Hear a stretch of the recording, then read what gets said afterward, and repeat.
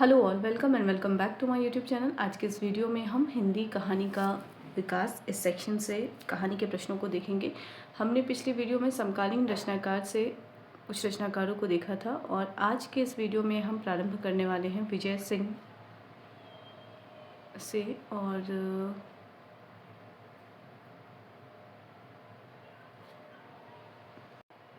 ठीक है, तो विजय रचनाकार हैं, उनसे संबंधित प्रश्नों को देखेंगे हम पहले। तो ये जो रचनाकार हैं वो शिवमूर्ति के बाद हैं, ठीक है। या तो ये विषय सूची में ही इनका नाम नहीं है या फिर मुझसे मिसिंग हुआ है। एक मिनट देख लेती हूँ मैं। शिवमूर्ति के बाद, हाँ ठीक है, ये विषय सूची में भी इसमें मेंशन नहीं है। तो डॉक्टर रमाकांत श्रीवास्तव और शिवमूर्ति के बीच एक और रचनाकार हैं विजय, ठीक है। उनका कोई सरनेम नहीं है, विजय सिर्फ है, ठीक है। तो विजय हैं, डॉक्टर रमाकांत श्रीवास्तव हैं, राजेंद्र राव हैं, रामधारी सिंह दिवाकर है, जितेंद्र भाटिया है, ठीक है। हमने पिछली वीडियो में जब देखा था कि आज़ादी के बाद एक अन्य पीढ़ी जो उभर कर सामने आई थी समकालीन कहानीकार से संबंधित, तो उसमें हमने देखा था कि कुछ नए रचनाकार शामिल हुए हैं जिनमें विजय, डॉक्टर रमाकांत श्रीवास्तव, राजेंद्र राव, रामधारी सिंह दिवाकर, असगर वजाहत आदि रचनाकार शामिल हैं। तो आज हम इन्हीं रचनाकारों के विषय में जानेंगे, यानी ये जो नई पीढ़ी के रचनाकार हैं इनके विषय में जानेंगे, ठीक है। और इनसे संबंधित जो इनकी कहानी संग्रह है उनके विषय में भी जानेंगे। तो प्रारंभ करते हैं विजय से, बढ़ते हैं अपने मेन टॉपिक की ओर। तो हमने पिछले वीडियो में कई रचनाकार जो हैं वो देख लिए थे। तो सबसे पहला जो आज हमारा वीडियो प्रारंभ हो रहा है वो विजय से है। विजय का समय है 1936 से 2020। पहला प्रश्न है, हथेलियों का मरुस्थल और गाथा और वंशवेद, प्रकाशन वर्ष 2004, किसके कहानी संग्रह है? सही उत्तर क्या होगा? विजय के कहानी संग्रह है, ठीक है। विजय की कहानी संग्रह है हथेलियों का मरुस्थल और गाथा और वंशवेद, ठीक है। तथ्य देख लेते हैं। अब तक इनके 10 कहानी संग्रह प्रकाशित हुए हैं। 10 कहानी संग्रहों में है हथेलियों का मरुस्थल, जंगल बबूल का, वो सुरीली, नीलकंठ चुप है, गंगा और डेल्टा, अभिमन्यु की तलाश, किले गमन, घोड़ा बाजार, गाथा और वंशवेद। इसका प्रकाशन वर्ष 2004 है। तो ये सभी 10 कहानी संग्रह किनके हैं? विजय के हैं। तो इतनी ही जानकारी इनके विषय में दी गई है पुस्तक में। अगले रचनाकार हैं डॉक्टर रमाकांत श्रीवास्तव। इनका जन्म वर्ष है 1942। प्रश्न है, डॉक्टर रमाकांत श्रीवास्तव मुख्य रूप से किस वर्ग के निचले तल को स्पर्श करने वाले कहानीकार माने जाते हैं? सही उत्तर होगा मध्यवर्गीय जीवन को स्पर्श करने वाले कहानीकार माने जाते हैं। तथ्यों में है, अपने समय के जटिल यथार्थ को पकड़ने वाले कहानीकारों में वरिष्ठ कहानीकार रमाशंकर श्रीवास्तव महत्वपूर्ण हैं। उनकी कहानियों में यथार्थ की गतिशीलता को अतीत से वर्तमान तक देखते हैं। वे मध्यवर्गीय जीवन के निचले तल को स्पर्श करने वाले कहानीकार हैं। इस वर्ग के तल को पकड़ने के लिए वे समय और काल को कई छोटी सी छोटी बातों को जोड़कर अपने कथा चरित्र को और अधिक जीवंत बनाते हैं। अगला प्रश्न है, टोरकिल का शहर, प्रकाशन वर्ष 2009, और थाने के नगाड़े, प्रकाशन वर्ष 2017, किसके कहानी संग्रह है? सही उत्तर होगा रमाकांत श्रीवास्तव। कहानी संग्रह है इनके कुल 6 कहानी संग्रह है। मध्यांतर है पहला। दूसरा है बेटे को क्या बतलाओगे, 1999, प्रकाशन वर्ष। टोरकिल का शहर 2009, प्रकाशन वर्ष। थाने के नगाड़े 2017, प्रकाशन वर्ष। स्याही शोकते और खानदान में पहली बार। तो ये सभी कहानी संग्रह किनके हैं? डॉक्टर रमाकांत श्रीवास्तव के। अगले रचनाकार हैं राजेंद्र राव। इनका जन्म वर्ष 1944 है। पहला प्रश्न है, राजेंद्र राव का कहानी संग्रह पोलो विक्टी में गाइड किस वर्ष प्रकाशित हुआ है? सही उत्तर होगा 2020, इसका प्रकाशन वर्ष है। इनके कुल 9 कहानी संग्रह हैं राजेंद्र राव के। पहला है कोयला भई न राख, 1998, प्रकाशन वर्ष। पाप पुण्य से परे, 2011, प्रकाशन वर्ष। नौसिखिया, कीर्तन तथा अन्य कहानियाँ, असत्य के प्रयोग, दूध के दांत, सूली ऊपर सेज पिया की, कितने शीरी हैं तेरे लव की, 2011, प्रकाशन वर्ष। पोलो विक्टी में गाइड, 2020, प्रकाशन वर्ष। तो कुल 9 कहानी संग्रह हैं राजेंद्र राव के। अगला प्रश्न है, राजेंद्र राव के कहानी संग्रहों में कौन सा शामिल नहीं है? सही उत्तर क्या होगा? तिरीच नहीं है। तिरीच किनका था? उदय प्रकाश का था, ठीक है। तो कोयला भई न राख है, असत्य के प्रयोग हैं, दूध के दांत है। तो ये 3 कहानी संग्रह राजेंद्र राव के हैं। अगले रचनाकार हैं रामधारी सिंह दिवाकर। इनका समय है 1945। प्रश्न है रामधारी सिंह दिवाकर की कहानियों का मुख्य विषय क्या है? सही उत्तर क्या होगा? संक्रमणशील ग्रामीण यथार्थ और गांव शहर का अंतर्विरोध। तथ्य देख लेते हैं। वस्तुतः आपकी कहानियों को हम संक्रमणशील ग्रामीण यथार्थ की कहानियां कह सकते हैं। अगला प्रश्न है रामधारी सिंह दिवाकर के किस संग्रह को नए गांव में प्रकाशन वर्ष 1978 के बाद प्रकाशित माना गया है? सही उत्तर क्या होगा? उपरोक्त सभी यानी अलग अलग परिचय भी इनका कहानी संग्रह है, मखान पोखर भी इनका कहानी संग्रह है और हड़ताली मोड़ भी इनका कहानी संग्रह है। अगर हम इनकी कहानी संग्रहों की बात करें तो इनके कुल 11 कहानी संग्रह प्रकाशित हैं। नए गांव में प्रकाशन वर्ष 1978, अलग अलग परिचय प्रकाशन वर्ष 1981, बीच से टूटा हुआ, नया घर चढ़े 1987, सरहद के पार 1990, धरातल 1997, मखान पोखर 1998, माटी पानी 1999, झूठी कहानी का सच 2010, हड़ताली मोड़ 2013 और छोटे छोटे बड़े युद्ध 2017। ये सभी कहानी संग्रह रामधारी सिंह दिवाकर के हैं। अगला प्रश्न है लेखक के अनुसार रामधारी सिंह दिवाकर की कहानियों में रेणु जैसी सांस्कृतिक समृद्धि तो नहीं है, पर क्या विशेष रूप से अधिक मिलता है? तो इसका सही उत्तर क्या होगा? ग्रामीण जीवन की टूटन और बिखराव का यथार्थ रामधारी सिंह दिवाकर की कहानियों में विशेष रूप से मिलता है। संबंधित तथ्य देख लेते हैं। आपकी कहानियों में रेणु जैसी सांस्कृतिक समृद्धि तो नहीं है, किंतु उनके बाद के ग्रामीण जीवन की टूटल और बिखराव के यथार्थ चित्र हमें विशेष रूप से प्रभावित करते हैं। अगला प्रश्न है आज़ादी के बाद शहर के हस्तक्षेप से गांवों में उत्पन्न होने वाले अंतर्विरोध किसकी कहानियों की पहचान है? सही उत्तर होगा रामधारी सिंह दिवाकर। तथ्य देख लेते हैं। रामधारी सिंह दिवाकर की कहानियों में आज़ादी के बाद शहर के हस्तक्षेप से गांव में उत्पन्न होने वाले अंतर्विरोधों के बड़े ही सजीव और यथार्थ चित्र देखने को मिलते हैं। अगला प्रश्न है जितेंद्र भाटिया, समय है 1946। प्रश्न है जितेंद्र भाटिया की कहानियों में मुख्य रूप से किसका चित्रण मिलता है? सही उत्तर होगा महानगरीय मानस की संवेदनहीनता, अराजकता और अकेलापन।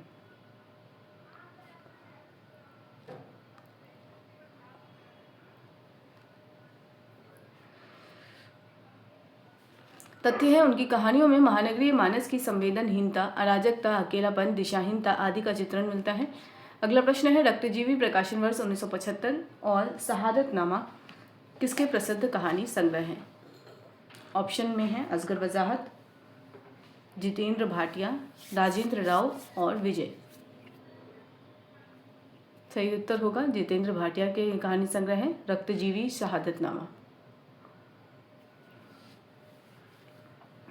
इनके कुल 6 कहानी संग्रह हैं। अगर हम देखें तो जितेंद्र भाटिया के कुल 6 कहानी संग्रह हैं। इन 6 कहानी संग्रहों को देख लेते हैं। रक्तजीवी प्रकाशन वर्ष 1975, शहादतनामा 1977, सिद्धार्थ का लौटना, अगले अंधेरे तक, यहाँ से शहर देखो और रुकावट के लिए खेद है। ये सभी कहानी संग्रह जितेंद्र भाटिया के हैं। ठीक है। अगला प्रश्न है सिद्धार्थ का लौटना और यहाँ से शहर को देखो किसके कहानी संग्रह है? सही उत्तर हो जाएगा जितेंद्र भाटिया के कहानी संग्रह। अगले रचनाकार हैं असगर वजाहत, इनका समय 1946 है। और पहला प्रश्न है असगर वजाहत की कहानियों के केंद्र में मुख्य रूप से क्या है? सही उत्तर होगा सांप्रदायिकता है। तथ्य देख लेते हैं। उनकी कहानियों के केंद्र में सांप्रदायिकता है, लेकिन यह सांप्रदायिकता उस पारंपरिक सांप्रदायिकता से बिल्कुल भिन्न है जिनका साक्षात्कार हमें रोज बरोज की घटनाओं की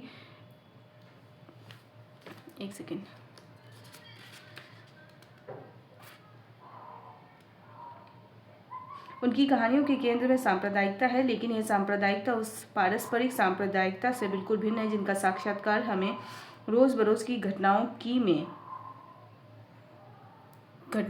में अपने समाज में देखने को मिलता है। ठीक है। सेंटेंस इसी तरीके से पुस्तक में भी है।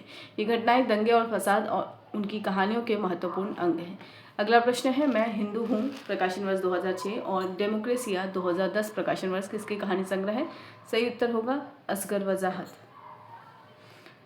तथ्य है इनके कुल 7 कहानी संग्रह प्रकाशित है। दिल्ली पहुंच रहा है प्रकाशन वर्ष 1983, स्विमिंग पूल प्रकाशन वर्ष 1990, सब कहाँ कुछ प्रकाशन वर्ष 1991, मैं हिंदू हूँ 2006 प्रकाशन वर्ष, डर तथा अन्य कहानियाँ 2006 प्रकाशन वर्ष, डेमोक्रेसिया 2010 प्रकाशन वर्ष और भीड़ तंत्र 2018 प्रकाशन वर्ष। अगला प्रश्न है असगर वजाहत का नवीनतम कहानी संग्रह 2018 कौन सा है? सही उत्तर क्या होगा? भीड़ तंत्र इनका नवीनतम कहानी संग्रह है। अगले रचनाकार हैं डॉक्टर जवाहर सिंह। जवाहर सिंह का जन्म वर्ष है 1947 और इनसे संबंधित पहला प्रश्न है, डॉक्टर जवाहर सिंह का प्रथम कहानी संग्रह कुर्सी का जहर किस वर्ष प्रकाशित हुआ था? सही उत्तर होगा 1969।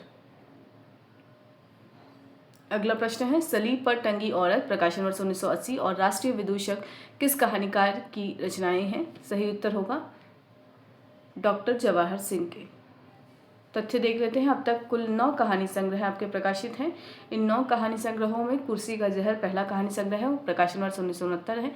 दूसरा पार्टनर 1992 प्रकाशन वर्ष, राष्ट्रीय विदूषक 1980 प्रकाशन वर्ष, सलीब पर टंगी औरत 1980 प्रकाशन वर्ष, अपने देश के परदेसी 1985 प्रकाशन वर्ष, आखिरी दांव 1988 प्रकाशन वर्ष, जाल 1991 प्रकाशन वर्ष, उसका फैसला तथा अन्य कहानियाँ 1990 प्रकाशन वर्ष, एक कदावर औरत 2012 प्रकाशन वर्ष। अगले रचनाकार हैं अरुण प्रकाश। अरुण प्रकाश का समय है 1948 से 2012। पहला प्रश्न है, अरुण प्रकाश का कहानी संग्रह विषय राग किस वर्ष प्रकाशित हुआ था? सही उत्तर होगा 2003। विषय राग का प्रकाशन वर्ष 2003 है। अरुण प्रकाश का यह कहानी संग्रह है। तथ्य देख लेते हैं। इनके कुल 7 कहानी संग्रह प्रकाशित हैं, जिनमें भैया एक्सप्रेस 1992, जल प्रांतर 1994, मझधार किनारे 1996, उस रात का दुख, लाखों के बोल सहे 1995, विषय राग 2003, स्वप्नधार 2006। अगला प्रश्न है, भैया एक्सप्रेस प्रकाशन वर्ष 1992 और जल प्रांतर प्रकाशन वर्ष 1994, इसके लेखक कौन है? सही उत्तर क्या होगा? सी अरुण प्रकाश। अगले रचनाकार हैं मंजूर एहतेशाम। इनका समय है 1948 से 2021। प्रश्न है, मंजूर एहतेशाम के अनुसार आज मनुष्य की नियति क्या बन चुकी है? सही उत्तर क्या होगा? राजनीति बन चुकी है। इनके कुल 3 कहानी संग्रह प्रकाशित हैं। रमज़ान में एक मौत प्रकाशन वर्ष 1982, तस्बीह 1998 प्रकाशन वर्ष, तमाशा और अन्य कहानियाँ 2001 प्रकाशन वर्ष। अगला प्रश्न है, मंजूर एहतेशाम का वह कौन सा कहानी संग्रह है जो 1982 में प्रकाशित हुआ है? सही उत्तर क्या होगा? रमज़ान में एक मौत। अगला प्रश्न है, बाहरी दुनिया के आपाधापी और भीतरी दुनिया की आहत कश्मकश किस कहानीकार के शिल्प की विशेषता है? सही उत्तर होगा मंजूर एहतेशाम की विशेषता है ये। संबंधित तथ्य देख लेते हैं। श्री एहतेशाम ने अपने कथ्य के अनुकूल बाहरी दुनिया की आपाधापी और भीतरी दुनिया की आहत कश्मकश को एक साथ व्यक्त करने वाली एक खास किस्म की भाषा और जीवन यथार्थ को एक खास अंदाज में नरेट करने वाले शिल्प का विकास करके अपनी मौलिक रचनात्मक प्रतिभा का परिचय दिया है। अगला प्रश्न है 15, मंजूर एहतेशाम ने व्यक्ति के निजी जीवन में किसके हस्तक्षेप के कारण मनुष्य के टूटने की बात कही है? सही उत्तर होगा राजनीतिक हस्तक्षेप। अगला प्रश्न देखने से पहले तथ्य देख लेते हैं। आपकी कहानियां इस बात की गवाह है कि आज राजनीति ही मनुष्य की सामाजिक जीवन के व्यापक सरोकारों तक राजनीतिक हस्तक्षेप मनुष्य को भीतर से तोड़ रहा है। एक सेकेंड।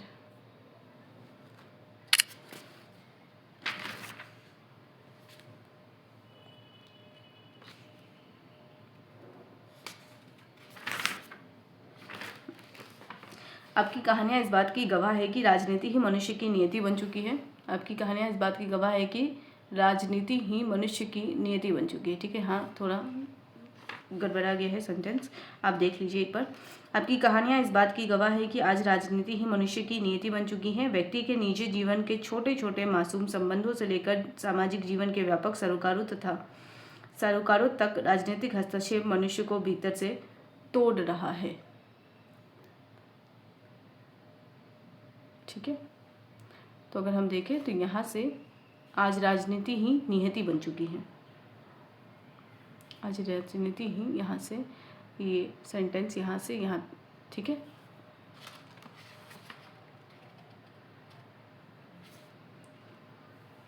आपकी कहानियाँ इस बात की गवाह है कि आज राजनीति ही मनुष्य की नियति बन चुकी है। व्यक्ति के निजी जीवन के छोटे छोटे मासूम संबंधों से लेकर सामाजिक जीवन के व्यापक सरोकारों तक राजनीतिक हस्तक्षेप मनुष्य को भीतर से तोड़ रहा है। ठीक है, ये इस तरीके से सेंटेंस फ्रेम होगा। अगले रचनाकार हैं महेश कटारे। इनका जन्म वर्ष है 1948। पहला प्रश्न है, महेश कटारे की कहानियाँ मुख्य रूप से किस परिवेश और संवेदना से संबंधित है? सही उत्तर होगा ग्रामीण जीवन से संबंधित है। तथ्य देख लेते हैं। इनके कुल 6 कहानी संग्रह प्रकाशित हैं। 6 में हैं समरशेष प्रकाशन वर्ष 1983, इति कथा अत कथा 1989, मुर्दा स्थापित 2000, पहरुआ 2002, पहियों पर रात दिन 2005, छछिया पर छाछ 2009 आदि इनकी कहानियाँ मुख्यतः ग्रामीण जीवन और संवेदना से संबंधित हैं। अगला प्रश्न है समरश्रेष्ठ प्रकाशन वर्ष 1983 छछिया पर छाछ 2009 प्रकाशन वर्ष किसकी कहानी संग्रह है? सही उत्तर होगा महेश कटारे के। अगले रचनाकार हैं शंकर। शंकर का समय 1948 है, यानी इनका जन्म वर्ष है। प्रश्न है कहानीकार शंकर का नवीनतम प्रकाशित कहानी संग्रह 2023 में कौन सा है? सही उत्तर होगा सैल्यूट। तथ्य देख लेते हैं, इनके कुल 6 कहानी संग्रह प्रकाशित हैं। इन 6 में पहिए पहला है 1928 प्रकाशन वर्ष, मरता हुआ पेड़ 2001, जागो देवता जागो 2019, 1/1 2021, बत्तियां 2022, सैल्यूट 2023। अगला प्रश्न है मरता हुआ पेड़ और पहिए किस कहानीकार के संग्रह है? सही उत्तर होगा शंकर की कहानी संग्रह ही।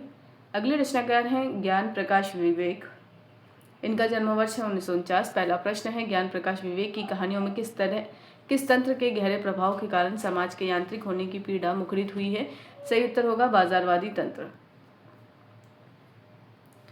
तथ्य है आपकी कहानियों में आज के बाजारवादी तंत्र के पड़ने वाले गहरे प्रभाव के फलस्वरूप व्यक्ति और समाज के क्रमशः यांत्रिक होते जाने की पीड़ा मुखरित हुई है। अगला प्रश्न है पिताजी चुप रहते हैं प्रकाशन वर्ष 1991 और मुसाफिर खाना प्रकाशन वर्ष 2007 किसके कहानी संग्रह है? सही उत्तर होगा ज्ञान प्रकाश विवेक।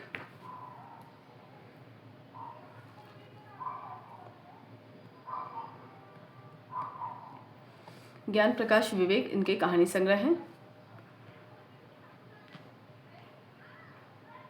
ज्ञान प्रकाश विवेक की कहानी संग्रह पिताजी चुप रहते हैं और मुसाफिर खाना। संबंधित तथ्य देख लेते हैं। अलग अलग दिशाएं प्रकाशन वर्ष 1983, जोसेफ चला गया प्रकाशन वर्ष 1986, शहर गवाह है 1989, पिताजी चुप रहते हैं 1991, उसकी ज़मीन 1993, शिकारगाह 2003, सेवानगर कहाँ है 2007, मुसाफिर खाना 2007, बदली हुई दुनिया 2009, कालखंड 2015, छोटी सी दुनिया तथा अन्य कहानियाँ 2024। अगला प्रश्न है ज्ञान प्रकाश विवेक का वह कौन सा कहानी संग्रह है जो वर्ष 2024 में प्रकाशित हुआ है?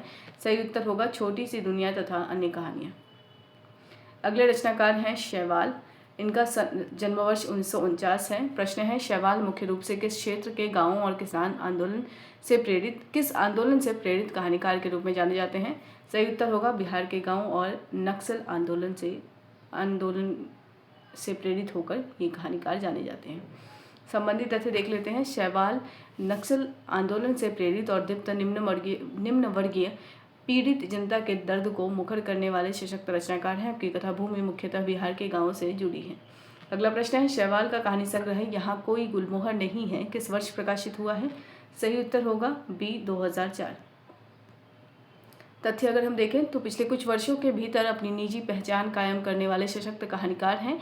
अब तक आपके समुद्र गाथा, मरु यात्रा 1999, सुप्रभा के घर में घोड़ा 1999, दामुल और अन्य कहानियाँ अरण्य गाथा प्रकाशन वर्ष 2000, यहाँ कोई गुलमोहर नहीं है 2004, कथा नायिकाएँ 2012, ये कुल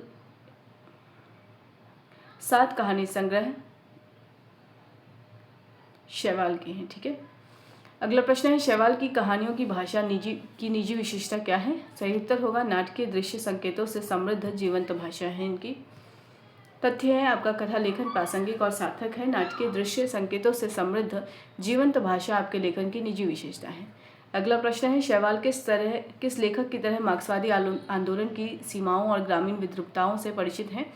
सही उत्तर होगा रेणु के तरह।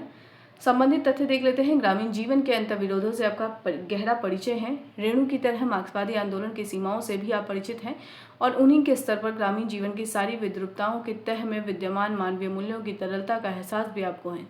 किंतु ना तो किसी तरह के हृदय परिवर्तन में आपका विश्वास है, ना गाँव की सांस्कृतिक समृद्धि के रंगीन आवरण पर रीझ कर सामान्य जन के शोषण और दोहन की पीड़ा को कम करके आंकने की मानसिकता है। आज की मंदिर मस्जिद की गंदी राजनीति और उपभोक्तावादी अपसंस्कृति के दबाव के प्रतिरोध में भी आपने कहानियां लिखी हैं। अगले रचनाकार हैं केशव, जिनका जन्म वर्ष है 1949। पहला प्रश्न है रक्तबीज, जिसका प्रकाशन वर्ष 2003 है, और अलाव 2007 प्रकाशन वर्ष से किसके कहानी संग्रह है? तो उत्तर क्या होगा? केशव के कहानी संग्रह है।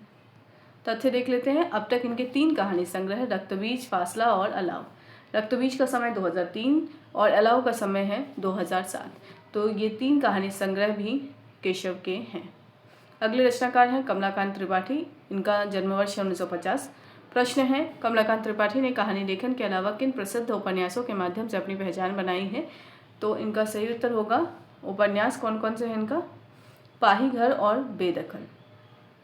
हिंदी कथा साहित्य में पाहीघर और बेदखल जैसे उपन्यासों के माध्यम से अपनी पहचान कायम करने वाले कमलाकांत त्रिपाठी ने कहानी लेखन के क्षेत्र में भी अपनी विशिष्ट रचनात्मक प्रतिभा का परिचय दिया है। अगला प्रश्न है, कमलाकांत त्रिपाठी का कहानी संग्रह जानकी बुआ किस वर्ष प्रकाशित हुआ था? सही उत्तर होगा 1993 में प्रकाशित हुआ था।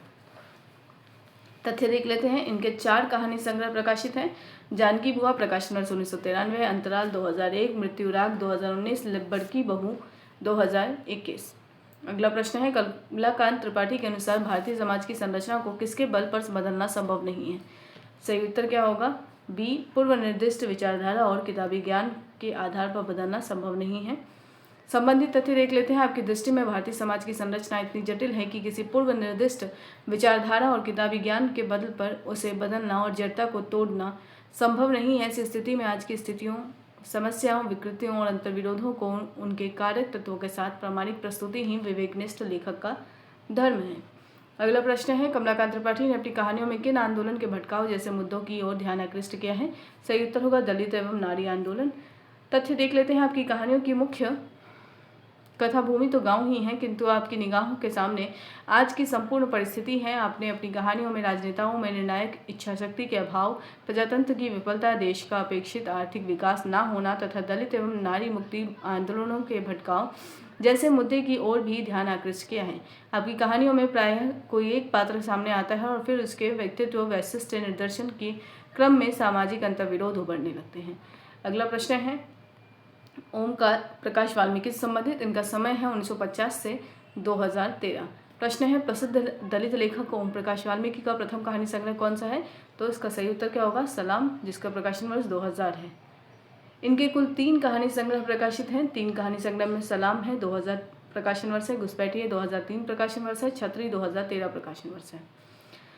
अगला प्रश्न है, ओम प्रकाश वाल्मीकि की कहानियों में मुख्य रूप से किसकी गहन पड़ताल की गई है? सही उत्तर होगा सामाजिक संरचना में अनदेखे संसार और मानवीय रिश्तों के तार तार होने की समस्या को मुख्य रूप से देखा गया है। तथ्य देख लेते हैं। इनकी कहानियों में सामाजिक जीवन में रची बसी विद्रूपताओं, विसंगतियों और सामाजिक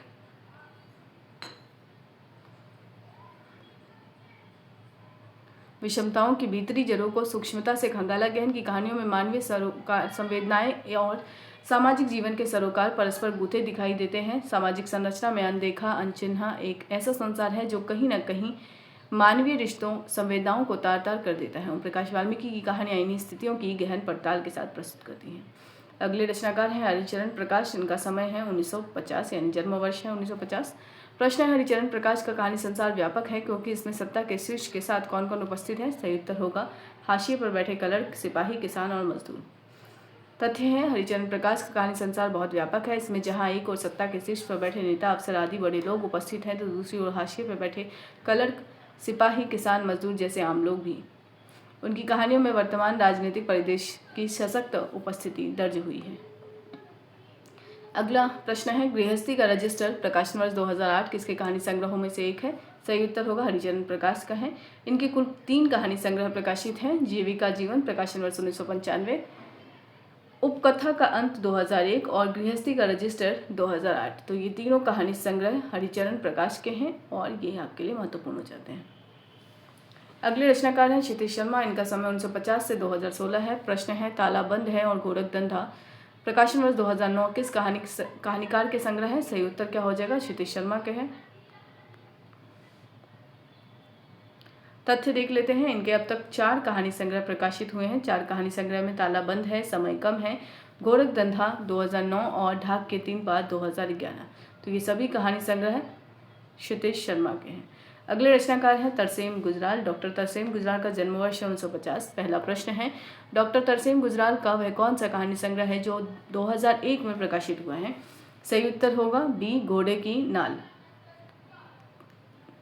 तथ्य देख लेते हैं। इनके कुल 5 कहानी संग्रह प्रकाशित हैं। कोई एक दिन प्रकाशन वर्ष 1991, सुबह के साथ प्रकाशन वर्ष 1996, सीढ़ियाँ और शिखर प्रकाशन वर्ष 1996, घोड़े की नाल 2001, दूसरा पक्ष और अन्य कहानियाँ। अगले रचनाकार हैं रूप सिंह चंदेल। इनका समय या जन्म वर्ष कहें तो 1951 है। प्रश्न है, रूप सिंह चंदेल का कहानी संग्रह पेरिस की 2 कब्रें किस वर्ष प्रकाशित हुआ था? सही उत्तर क्या होगा? 1984। तथ्य में क्या है? इनके कुल 11 कहानी संग्रह हैं। 11 कहानी संग्रहों में पहला है पेरिस की 2 कब्रें, प्रकाशन वर्ष 1984।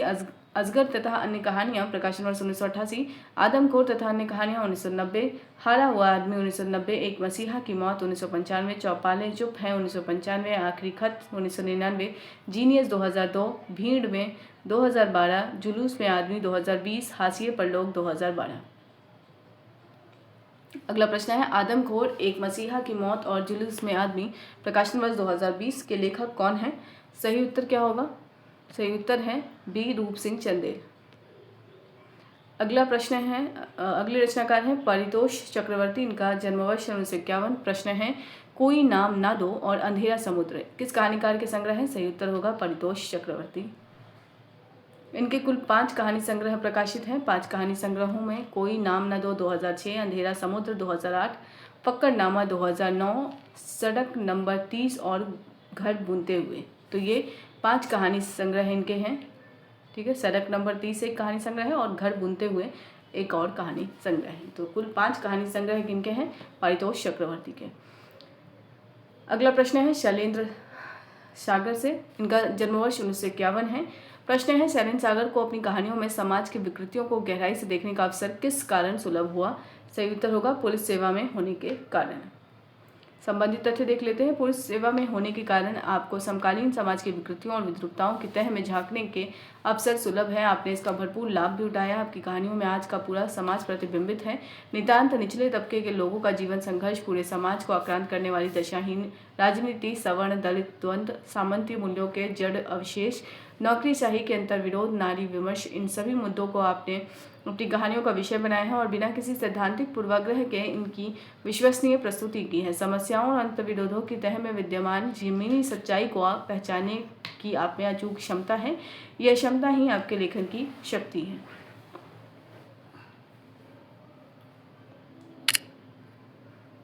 अगला प्रश्न है, मकान ढह रहा है, प्रकाशन वर्ष 1993 और विलोपन 2023 किसके चर्चित कहानी संग्रह है? सही उत्तर होगा शैलेंद्र सागर के।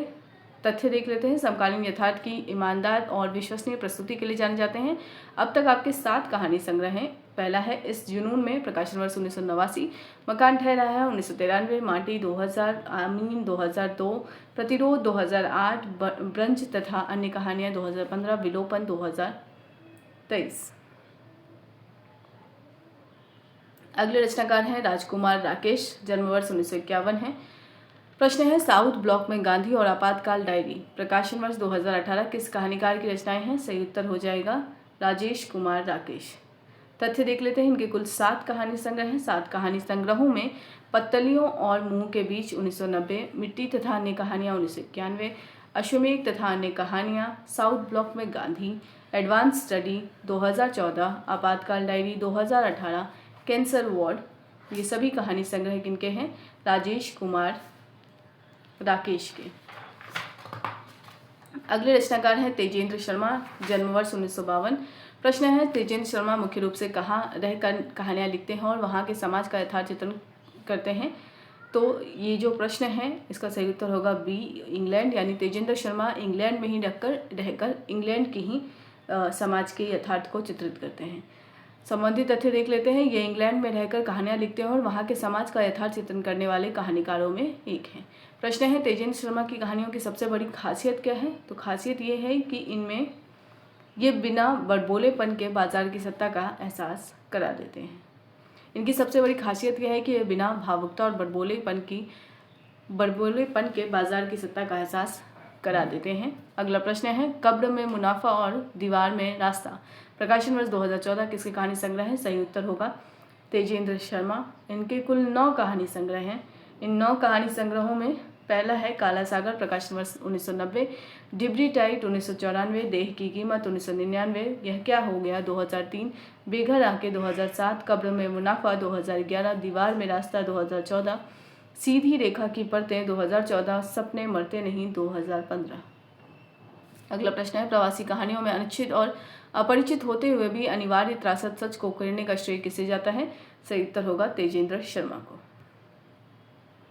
तथ्य देख लेते हैं। प्रवासी भावभूमियों की कहानियों में चित्रित भारतीय उपमहाद्वीप के समाज का रचनात्मक प्रस्तुति उनकी कहानियों में चित्रित है। उनकी अधिकांश कहानियों में कमोबेश एक पात्र या कुछ पात्रों और घटनाओं के माध्यम से उस त्रासद सच को करने की कोशिश की गई है जो विदेशों में जीवन बिताते हुए एक प्रवासी के लिए अनिश्चित और अपरिचित होते हुए भी अनिवार्य है। अगले रचनाकार हैं प्रियंवत। प्रियंवत से प्रश्नों को हम अगले वीडियो में कवर करेंगे, यानी नेक्स्ट वीडियो में हम देखेंगे इन प्रश्नों को। फिलहाल इस वीडियो को यहीं पे एंड करते हैं। वीडियो को एंड तक देखने के लिए थैंक यू सो मच। और कोई डाउट हो तो आप कमेंट सेक्शन में पूछ सकते हैं, और वीडियो को लाइक करें और चैनल को सब्सक्राइब करें।